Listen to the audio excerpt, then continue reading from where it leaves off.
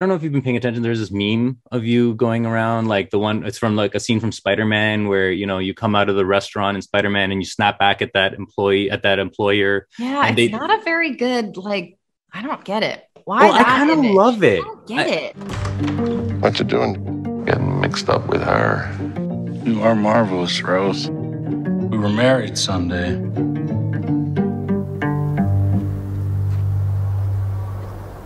Like, look, I never met Jane Campion, but I have this impression of her and she intimidates me.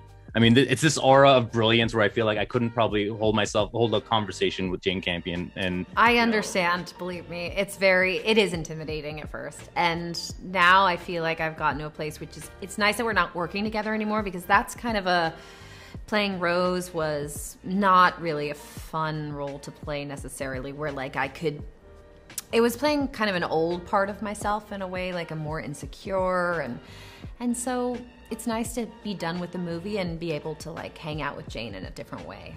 I read this recent New York Times profile that Kyle Buchanan wrote with you, right? And I think it's a lovely, lovely piece. And one of the things that I really, really felt, it's where you were talking about, like, I don't remember the exact wording, but kind of a change in attitude after having kids, after becoming a parent, right? Like, Yeah.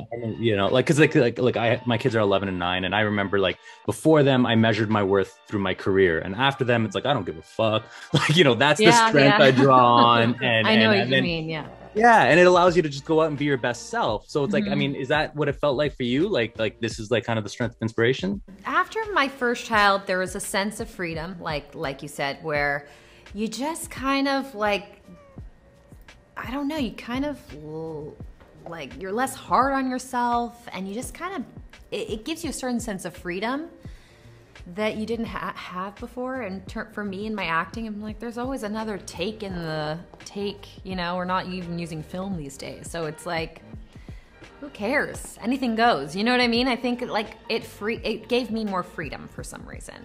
Mm-hmm. And does it also show itself? I mean, I guess it shows itself in your performances, but does it also show itself in your choice of film roles? I don't know. I mean, like, I don't think so. Otherwise, I'd probably be doing like a Disney movie. I don't know. I don't know. I think like I had a pretty good gap. Obviously, we all went through the pandemic, but I haven't worked since this movie. And I'm working in February, so I had a nice chunk to be like pregnant and have my child and have time with my child before like doing this press and making another film. So I make sure I don't feel like overwhelmed, and that this is taking over like the importance of, having my second child and being a good mom. There seems to be this like Kirsten Dunst renaissance, and I hate using that word because it almost sounds like we're old, like we're hanging on to our 30s, and it's not that. But like, there's this generation that's like, oh my God, look at everything Kirsten Dunst has given us, from like Jumanji to Virgin Suicides to Bring It On to Melancholia, right? And I'm wondering, like, I mean, are you noticing that, or do you think that this is like a new generation that's expressing themselves online and just like discovering how amazing your work has been that people haven't before? That's nice of you to say. I definitely feel like there's been movies that I've done that weren't celebrated at the time that are now kind of being celebrated, which is really, it's great. It just shows that maybe, certain films that I did, some were ahead of its time, like a Marie Antoinette.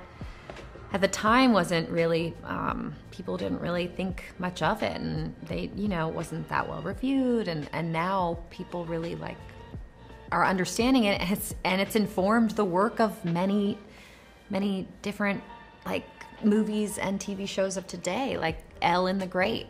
Something that's very like, feels like that kind of, Marie Antoinette gave permission for people to have more of a freedom with period films.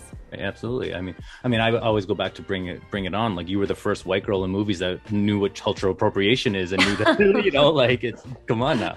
Yeah, no, Bring It On was like ground. Yeah, it was like, yeah. And then they made many other Bring It Ons after that too. Now they're talking about, Gabrielle and I and Peyton Reed have talked about possibly making a Bring It On too, which I don't know. The script would have to be so good. It's like, I need to visit that set, please. yeah, you can if you want. I mean, if that ever happened, it would have to be so good, because otherwise it would just be very sad. Right, I hear you. Yeah. Got to live up to the legacy.